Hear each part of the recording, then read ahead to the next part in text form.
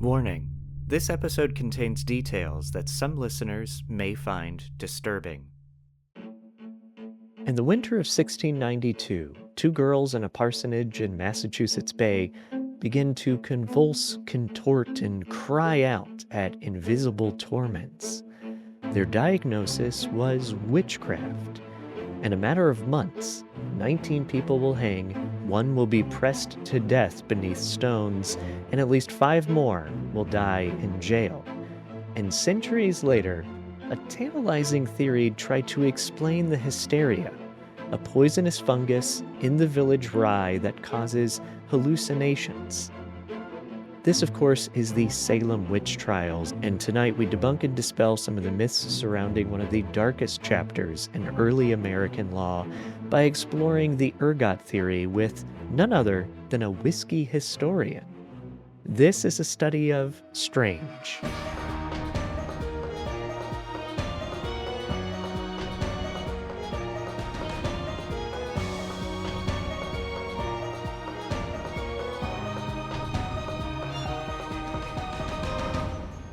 Welcome back to the show. I am your host, Michael May.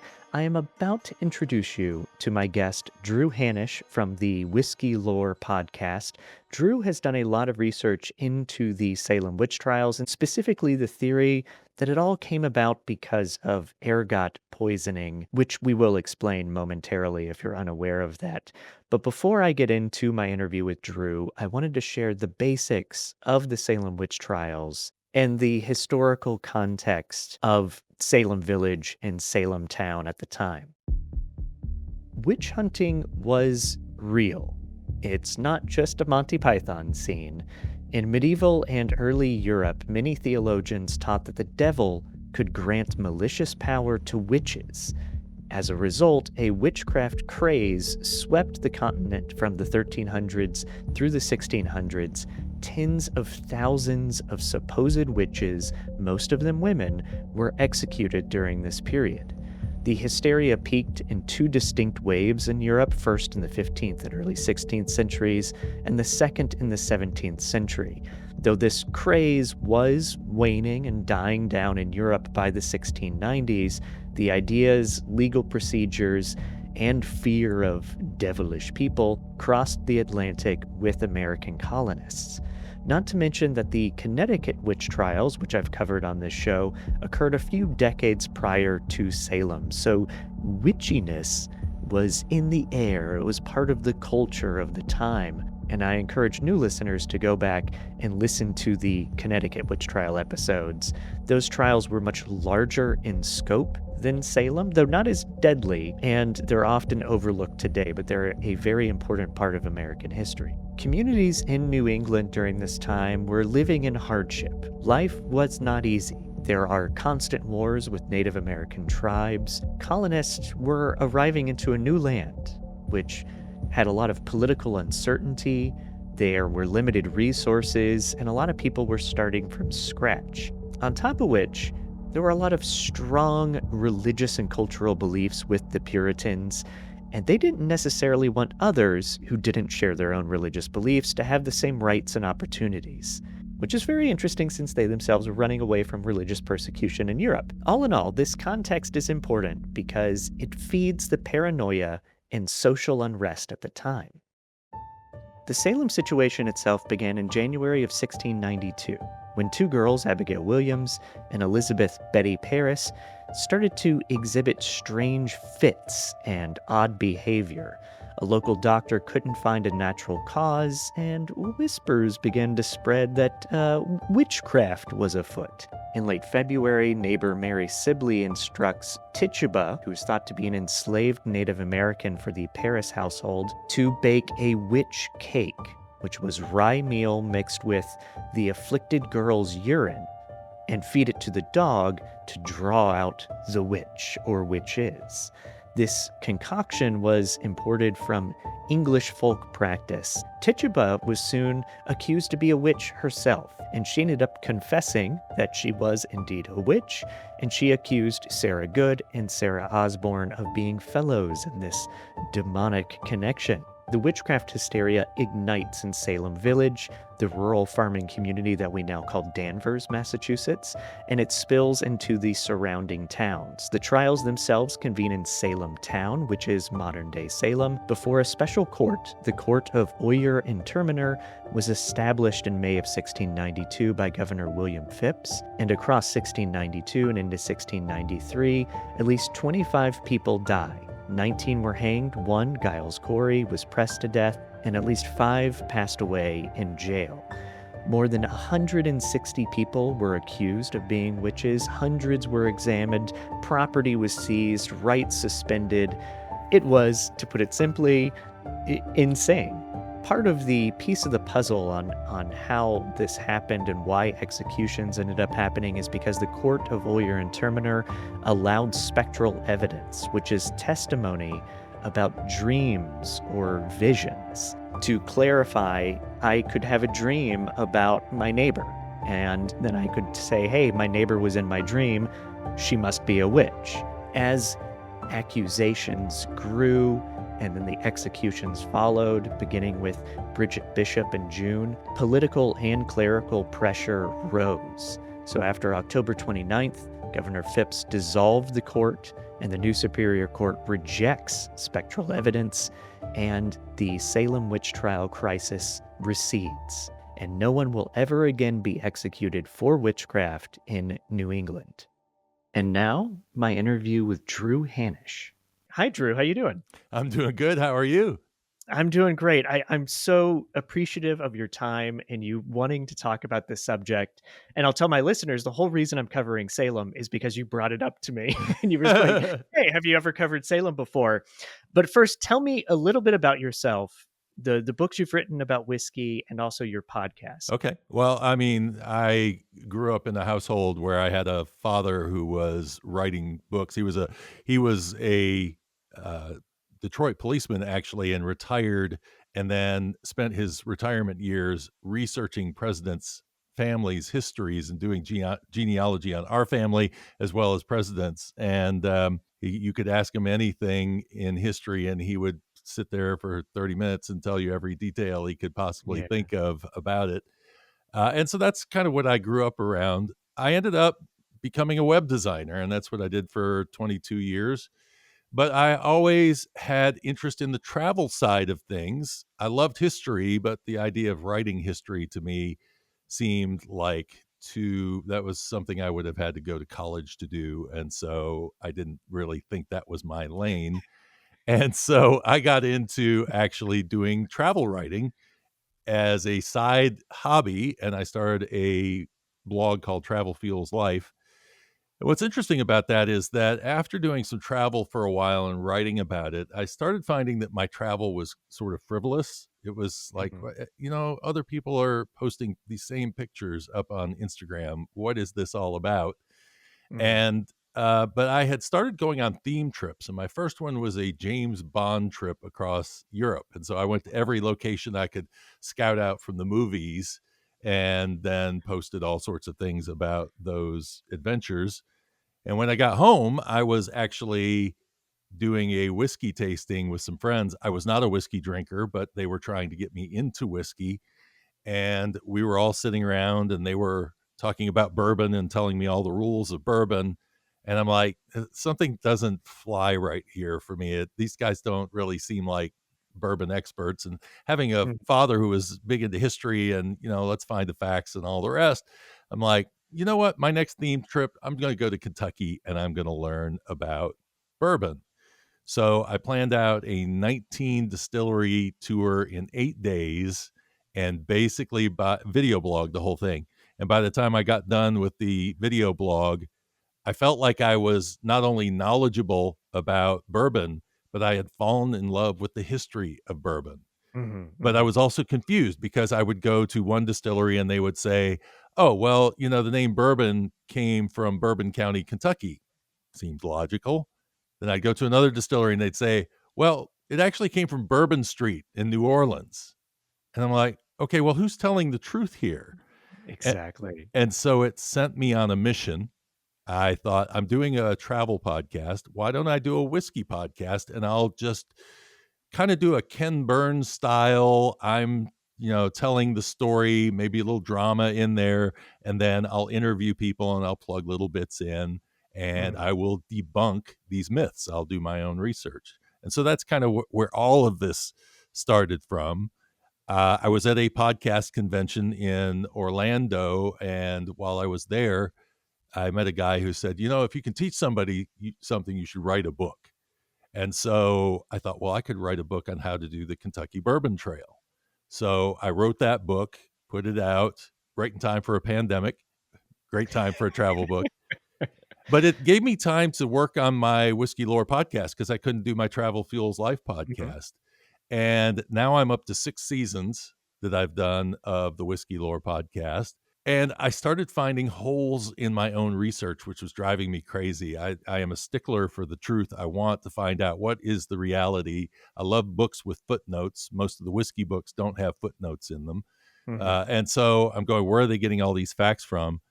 And it was around that time that I actually started doing research for a whiskey brand called Chicken Cock, which is a very interesting name. Well, come to find out that chicken cock's history actually goes back to some of the earliest years in bourbon history, and the people who owned the trademark didn't know that.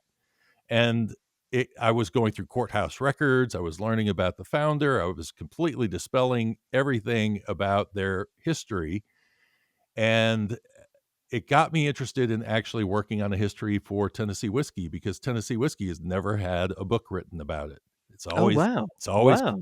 always Kentucky bourbon Yeah. or it's Jack Daniels. But those Mhm. are the only two subjects. And so I was like, I need to do some research. Well, what was going to be a 150-page book ended up a 400-page book with 600 footnotes in it, with me documenting every single thing I found and every courthouse record I found and every newspaper I found. And that was really where things changed for me, where I said, you know what, from this point forward, I am a truth seeker. I am going to be a stickler for trying to find the facts. And I also had to come to a realization with myself, as we're going to find out today, that sometimes there isn't an answer, that Mhm. you're never really going to get the full answer, and that you need to be content with that, or be content with the idea that all of your research will get thrown out the window if somebody finds a newspaper somewhere that throws all of Throws your it all out. Yeah. theories out the door. So, yeah. What are, like, 2 bourbon myths that you can debunk really quickly for our listeners? Well, the first thing I can tell you is, and I actually read a book recently that said, I can definitively tell you that bourbon's name did not come from Bourbon County, Kentucky. Well, I can definitively tell you that it does come from Bourbon County, Kentucky. So Wow. I found a advertisement in a 1826 Vicksburg newspaper, Vicksburg, Mississippi, talking about Bourbon County whiskey. And in doing searches, I can find plenty of examples of Bourbon County whiskey, but I can find no examples of Bourbon Street whiskey. Oh, I So, love it. I love it. so yes. Now, Yeah. as I said, somebody may pull up a newspaper article one day and completely debunk that, hard evidence on my side. But as far as I can tell, that's true. The other thing is that you will hear, and this is something I'm going to start working on another podcast series here soon. And one of my first stories is going to be Old Forester. If you ever Okay. hear Old Forester bourbon, they say that they are the first bottled bourbon. And I found in 1859 there was a ST Suit whiskey that was called bourbon that was sold in New York City that was said to have come straight from the distillery and was shipped to New York. And I can't tell if it was shipped in bottles or not, but it was bottled at one point, either in New York or uh, in Kentucky. Now you may go, well, that's not really a bottled bourbon. Then if they shipped it out in a bourbon barrel, it went through somebody else. Well, that's the same thing that Old Forester did. Old Forester was not a distiller at that time.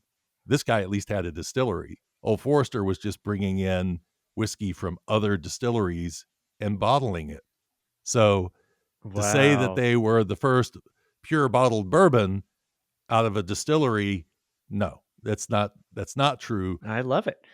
All right, so we're going to switch topics, but it is related. Okay.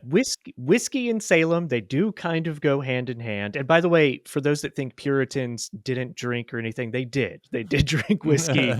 They drank other spirits as well, and so that was part of it. But how did you first come across Salem Witch Trials and kind of tie it in with wheat or rye or any of that? Yeah, what was your start to this? Well, it's interesting because this has been sitting in my list of things to research for about 3 years, Mhm. and mainly because it's just a very loose tie to whiskey. It's really the Yes, connection of rye. exactly. And the issue with rye is that in Salem, they may have been distilling rye, but in reality, at that time period, they were probably more drinking brandy or Mhm, making gin out of rye. mhm, So it wasn't, whiskey really didn't catch on until the Revolutionary War. Otherwise, rum was the thing to drink, or brandy, or you had Dutch influence, you would definitely get some gin in there mhm. as well as English. So, um, and actually, English wouldn't be until the end of the 1600s. So, because of the Glorious Revolution, because there was no gin until William of Orange came across and he brought his native land's drink to England. So, uh, it's it's just really interesting to kind of flow through all of that. But anyway, Yeah, yeah. but yeah, so I didn't really follow the story. I knew it loosely. I've been to Salem before. I love going to Salem. You really get in touch kind of with the people who are involved in all of this. There's a lot of kitsch there as well, but still, you Oh, kind of yeah. feel like you were there at the place that all of this happened. So it's always been fascinating to me. But then one day I bumped into an article about rye madness, and that's what caught my attention. I'm like, okay, I'm studying rye whiskey, and now I'm hearing about rye madness. My first question is, this fungus that's growing on this rye, is this something you would distill out? Because that's where my brain is going That's is, what I wanted to ask you about, yeah. yeah. My guess is that yes, because of the high temperatures you're running it through, nothing's really going to survive coming through that. And so I doubt there would have been any effects from it through whiskey. But Mhm, you have to think about that time period. They were making bread out of it because they couldn't grow wheat in New England. It was too hard a crop, too sensitive to cold and wet climates. So much more they would have been growing rye up there, which is something else we can thank the Dutch for, because they brought that over in 1625. Um, and then everybody kind of embraced it. It became the secondary to corn as mhm. something for you to survive off of. So a lot of times, if you were having your porridge in the morning or whatever, or your bread, you were probably using the rye grain for that as long as the supply was around. The problem with that time period was there were a lot of, it was the little ice age, so there was a lot of bad weather. You had seasons that were really bad, which created multiple problems, such as you would have prices rising because of scarcity. You have people hoarding the grain because of that as well. And then you ended up with maybe using some stuff you weren't supposed to be using, which is where this concept of rye madness or ergo, which is the Mhm. fungus. There's a technical name for the fungus. I can't pronounce it yet. Yeah, So, yes, I actually have that in my notes. So I'll specify what we're talking about, the theory behind ergot poisoning, the Claviceps purpurea, which I'm definitely not saying correctly. It's a fungus that infects rye and it produces a toxic alkaloid, ergotamine. And symptoms that you can have if you ingest this are tingling, hallucinations, muscle spasms, essentially fits very similar to some of the descriptions of the Salem witch trials. so it's really interesting that this all started with two children in Salem in the winter time who came down with all of a sudden having fits and hallucinations and all sorts of things going on with them that nobody could explain. And by the summer, you had the whole town hysterical over what's going on here. And of course, it leads to trials where 19 people are put to death and one man is actually crushed to death by a stone. And so in 1976, there was a uh, behavioral scientist. Her name was Linda Caprol, I believe is how I looked up the pronunciation Caprol earlier. I is. think it's caprol, yeah. Yeah. Um, so she wrote an article for Science Magazine, and she was basically saying that, well, you know what? They had bad seasons there. There was probably bad grain around. This fungus was it was a breeding ground for this fungus. So probably somebody ate this, and this is where it all started from. These two children ate it, and then it just spread throughout. And so she was really kind of connecting it to the whole Salem witch trial event. Um, Now it's interesting because the first thing I wanted to know about it was kind of how did people know about this, during that time period? Because you would think the first thing they'd want to do is protect themselves against something like that. Or they'd be smart enough to know Right. to avoid this black fungus that's growing on grain. And so I kind of had to dig in and learn the history of this fungus. And it's interesting because it wasn't this woman, but another writer in 1982 came up with a whole kind of history of this fungus and talked about that even the Vikings probably dominated Europe because they didn't eat rye grain, but the Oh, people wow. who lived in what is France were eating rye grain, and they were probably weakened by this. And so it's really interesting because there were two strains of this. One of them they call gangrenous ergotism, and the other is the convulsive ergotism. The convulsive ergotism is neurological. That's the one that we're talking about with Salem. The other one, body parts fall off. So Oh. this is Oh my yeah, god. this wasn't Yeah. it creates gangrene basically. And so two completely different directions with that. But people did know about it. And apparently, thanks to the little ice age lasting for so long, this helped it continue to be a problem. And because people didn't know how to deal with germs and fungus and all the rest. So it was just a lack of knowledge, and so this woman comes up with a theory, and then all of a sudden, within 6 months, in the same magazine, Science Magazine, two psychologists come along, Nicholas Spanos and Jack Gottlieb, and they say, that's she can't prove that. There's no way she can prove that. And then they start dispelling all that she's saying because they're saying, well, the big issue is that you can't say that if one person ate this in the household, everybody ate it in the household, and that would happen in other households. So anybody who was getting this would be contaminated by this fungus. Well, that actually put a dead end on my research. I was kind of like, okay, well that makes sense, and so I kind of backed off of trying to research it any further.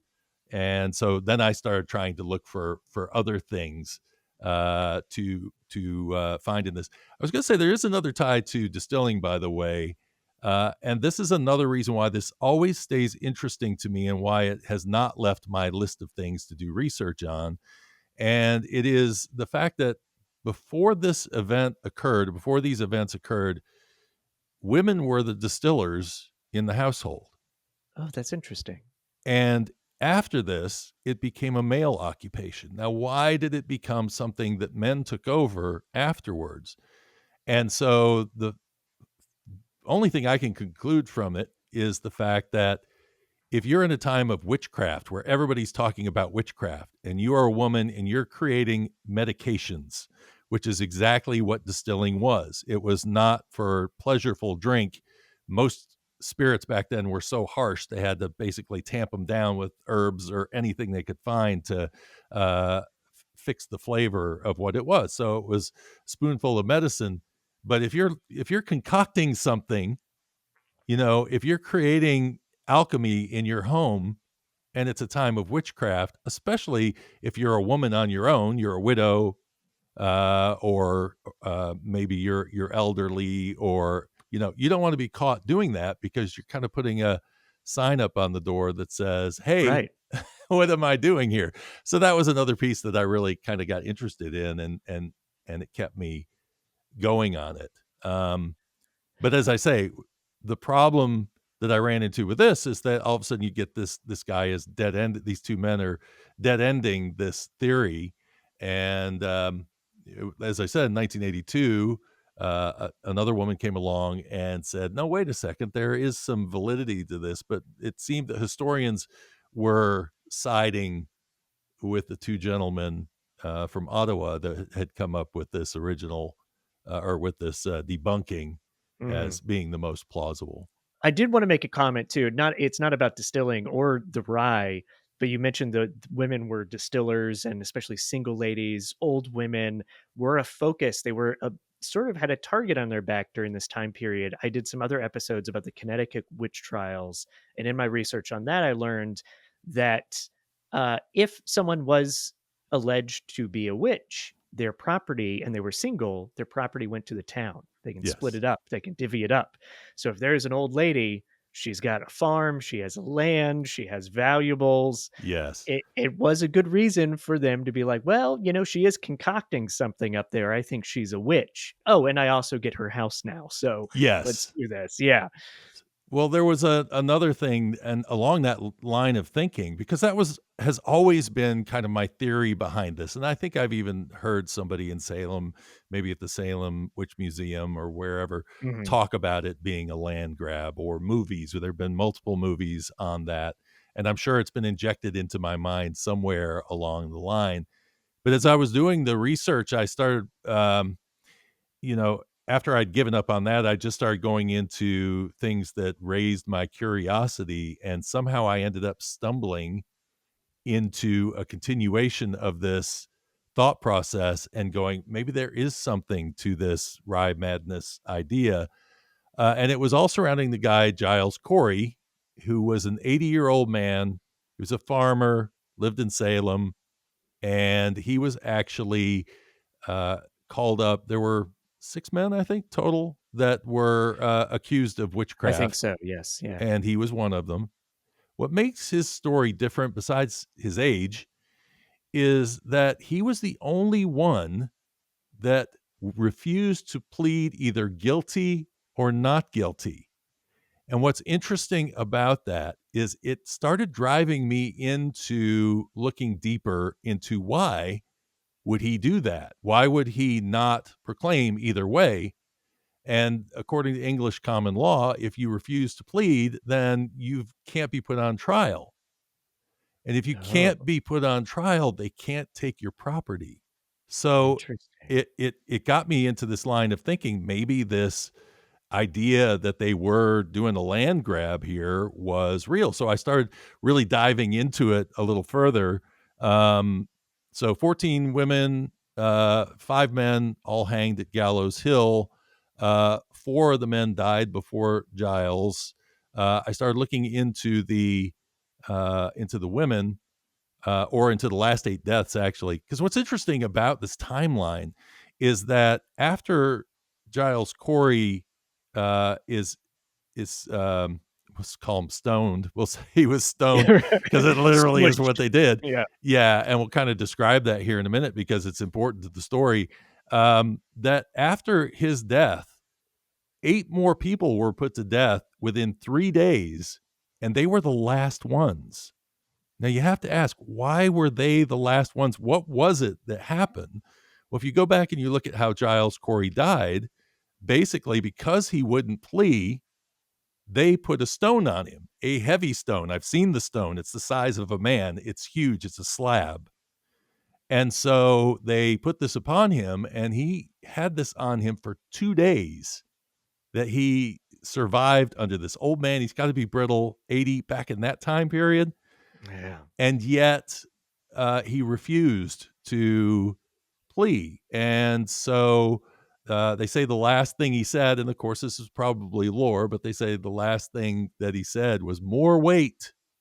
Yes. And then he died, which showed a defiance that would explain why these 8 people after him were the last. Well, the other thing I needed to figure out was what if, why didn't they plea out? Why did they plea? Why didn't they just follow his? Well, because their court uh, hearings were before he was put under the stone. Oh. And so they just ran through and took them out. Well, two of those women that were hung were very pious, and they were it was seen as there were multiple reasons why all of this stopped, but part of it was Giles Corey became a martyr at that Mm. point, and people were sickened by what had happened, and the government came in and said, "No, this is getting absolutely ridiculous." What I couldn't find though was I started digging into the widows and seeing how many of them had their land confiscated. Very few. Mm. In fact, it was a situation where maybe two or three of them, the men were as Giles shows, he was concerned about that apparently, that he wouldn't plea, and they probably figured that everybody else was going to take his way out, so they weren't going to get any land after that anyway. But it is interesting to note that there are various reasons that that was not the primary reason, which is what got me back into the chase on this idea of, is this rye madness real or not? Because it reminded me that history is complex, that you can't throw a blanket statement over hardly any pieces of history, because there are always going to be cases where whatever you say is not true. We're human beings. We all react differently. So you can think, all of these people are the same.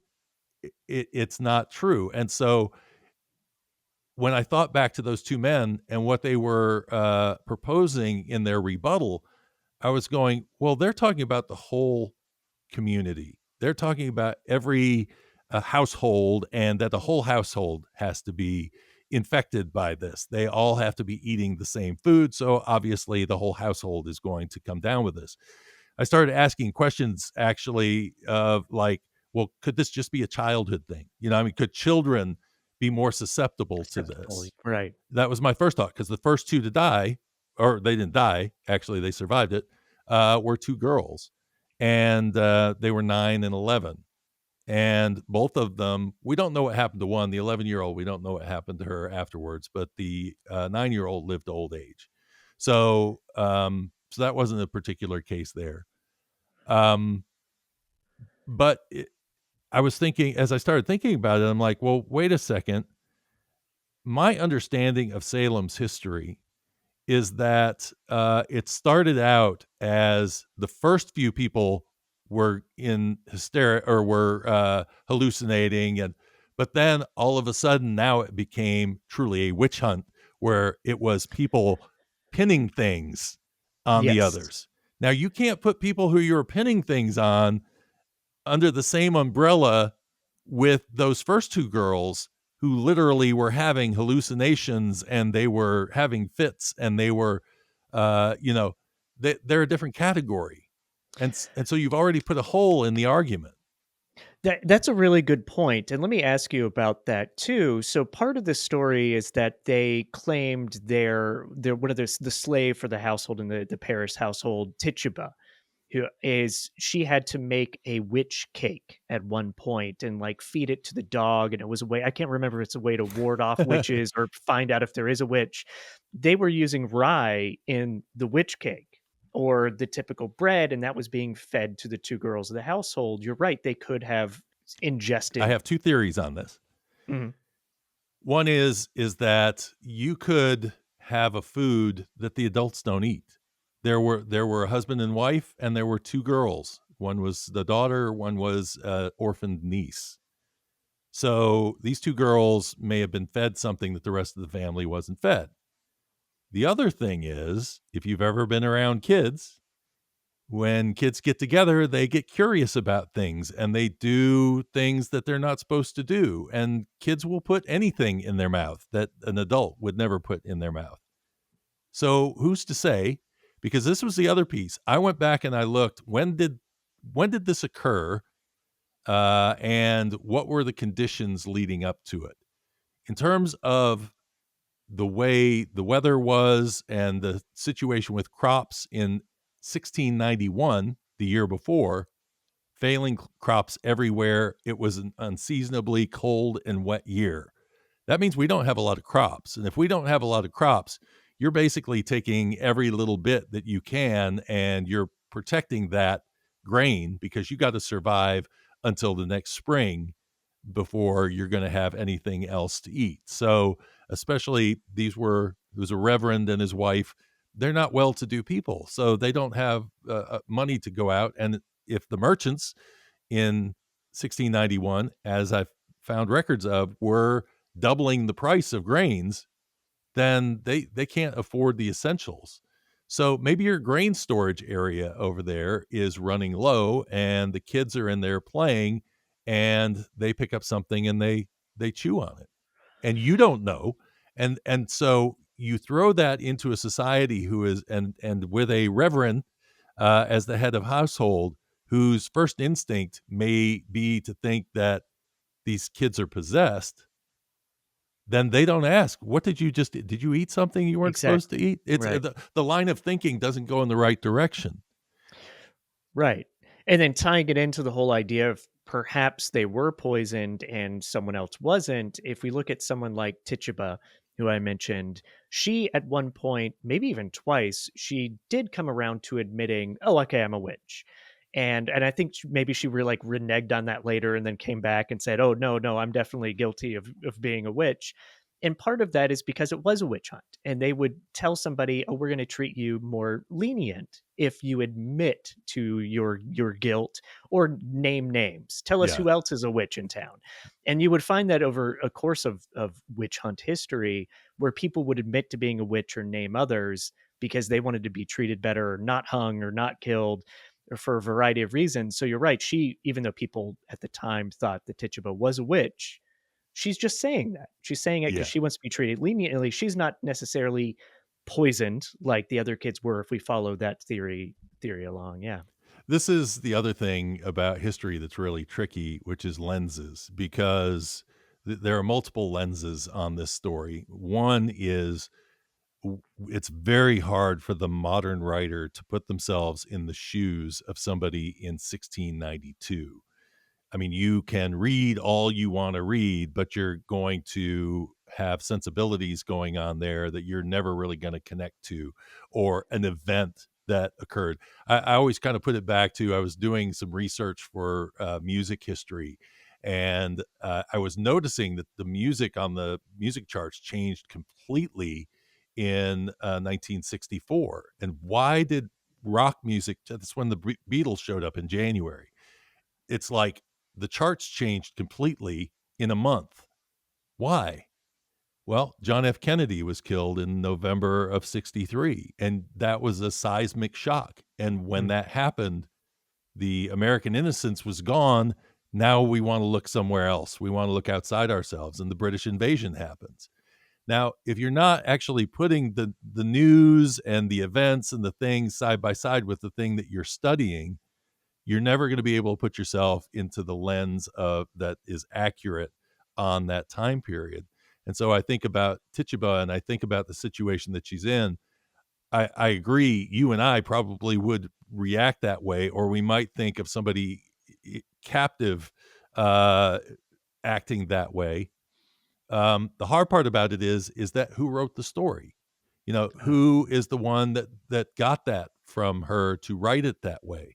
And now you have to also take their lens into account because they're going to have their own passions that they're putting in with the way that they're telling that story.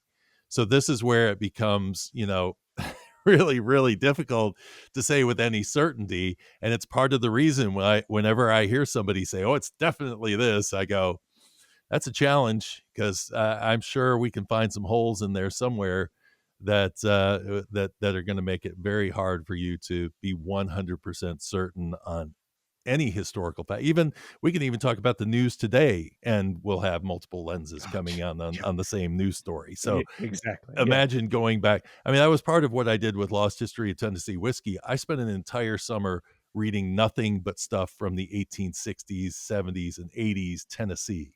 And you want to talk about being like surrounded by a different mindset. It was difficult, but it was one of those things that I had to do because I had to understand why certain things were happening and try to get in the shoes of the people that were making all this stuff go on and how Mhm. they would react. So I could at least get close, not perfect because, this is the situation with these two little girls. We can't go back. There's nobody to ask.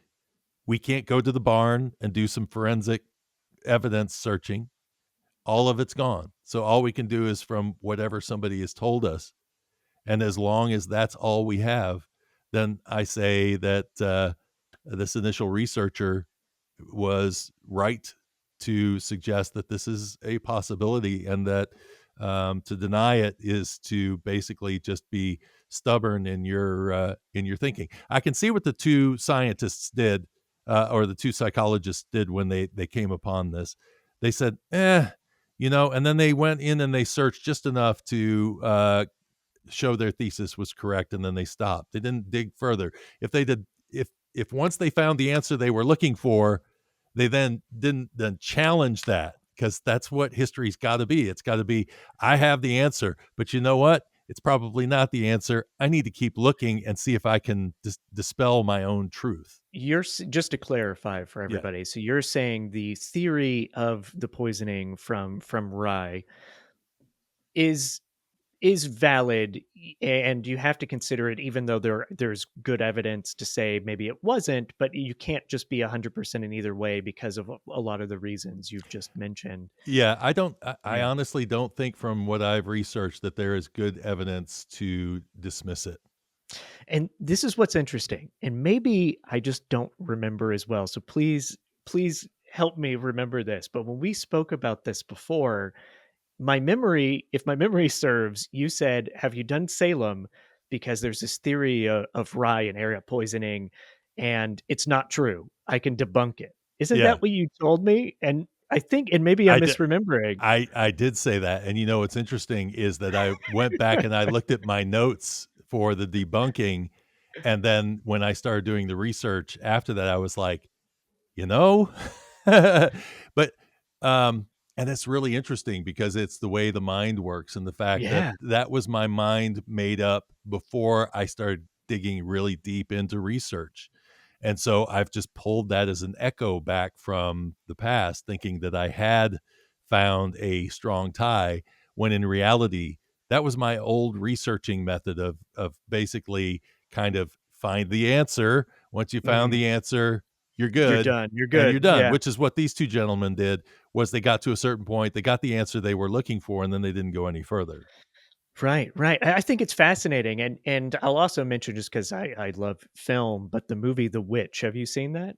Have you seen The Witch? I don't know if I have. Is It's that modern okay, or is it it's modern, it was maybe 8 years ago, something like that, and made by a okay? filmmaker named Robert Eggers, who I love, and he's very much a researcher, but it's highly influenced. It takes place in the same time period and deals with a family that's been kicked out of their town, and things happen. I don't wanna give anything away, but there is a slight nod that perhaps it's all ergot poisoning. Ah, But the influence of this theory has gotten out there. People do think of it, people do consider it, even though it is a controversial theory, specifically with Salem. But it does happen. Like this is a real. It's not like this is a made up thing either. It is a very real thing. yeah. So we know that it's real. We know they're growing rye. We know they had a bad season. And I love the thought too that you've brought up, not to harp on it more, but it's just me thinking through it, that it could have been part of Salem, but just not everybody. Right, exactly. And It yeah, it yeah. didn't have to go past the first 2 kids. It's Mhm. my understanding that it started becoming like the next phase of it was kids trying to maybe, or young women sort of playing off of it. That, Yes, and then the next phase was hysteria. absolutely. Yeah. And I wanna ask you too, did you come across in any of your research the symptoms of the poisoning? Is one of the things I read about that could point it away from being actually what happened in Salem, is that vomiting and diarrhea are some of the symptoms with the poisoning, and that's not what they were necessarily exhibiting. Yeah, it's, although in the notes I have, it says may occur, but they're not always emphasized. Not, and also we don't necessarily have records keeping track of the vomiting or diarrhea Well, that the two women yeah. could have been experiencing either. The other piece of this is, is it a mild case? Is it they survived? And I have read that this has been a deadly, Mhm. uh, fungus. So that was the thing that was sort of throwing me off of it too, because I thought, well, I mean, they didn't die, so, could it have been that? However, if they just had it in small amounts, or maybe the fungus wasn't fully developed, or I mean, there's a number of things that it could potentially be. But yeah, it's just hard to say. Now they called it St. Anthony's fire because you also got a burning That's sensation right. from it. Yeah, and Yeah. you know, if your kids come in and they're complaining that they're burning, their skin is burning, and you're a reverend and it's 1692, you might be thinking that is Satan. It's got to Yeah, be. yeah, Yeah. and I'm always fascinated with how everything's connected, right? Everything, and the witch trials, one of the most fascinating aspects of this situation is that it influenced America. This is the birth of our country, essentially, and the laws and the situations that happened then had a major influence on everything that came after. And that's what I love about bourbon history, or I say bourbon history, whiskey history, because um, so many of our taxes are all set up around, that was, we hear stories about that it was tariffs that paid for our money back in the early 1900s, late 1800s, but in reality, there was also a whiskey tax, and that whiskey tax had to be taken out. And the reason that we have income tax is because they needed to replace the whiskey taxes so we could go into prohibition in the United States. Otherwise, we'd have lost the revenue. What's interesting to me is that after prohibition, nobody was saying, okay, well, we got the whiskey money back. We can get rid of Get rid of income income tax. tax now. Yeah. Nobody was, well, there was one guy that was thinking that way. It's so funny. I did find that there was one example of one senator who was like, yeah, we probably should get rid of this now. But he was quickly pushed out of the way. So, Yes. and I'm going to keep diving into this. There will be an episode on my podcast about it at some point, because I find it fascinating, and I don't know that I could fit it into a book, but I can definitely look at doing an episode around it. So, yeah. Nice. I love it. I did not expect you to go where you went today. Again, I thought you were just gonna come in and debunk this old theory, but now there's a bit of validity that you have to consider it could have happened. Yes. And I really love that. I appreciate it. So where can people find you and listen to your show or buy your books? Well, best place to find everything is at whiskeylore.org. And there I'll have my links to my podcast and also to my books. But you can find my books on Amazon as well. And it's Lost History of Tennessee Whiskey and Whiskey Lore, which debunks 24 whiskey myths. So your initial question, there's 24 of them in there, and it's not just American whiskey. It's Canadian whiskey. It's Irish whiskey, it's Scotch. So I everybody's up for grabs when it comes to my whiskey debunking. So yeah. Great. Great. Well, thank you so much, Drew. I'll talk to you soon. All right. Thank you so much. Appreciate you having me on. You've just listened to A Study of Strange. Consider helping us keep the lantern lit, illuminating the unexplained, by subscribing to our Substack. Just head to the support tab at astudyofstrange.com. Until next time, stay curious and stay strange.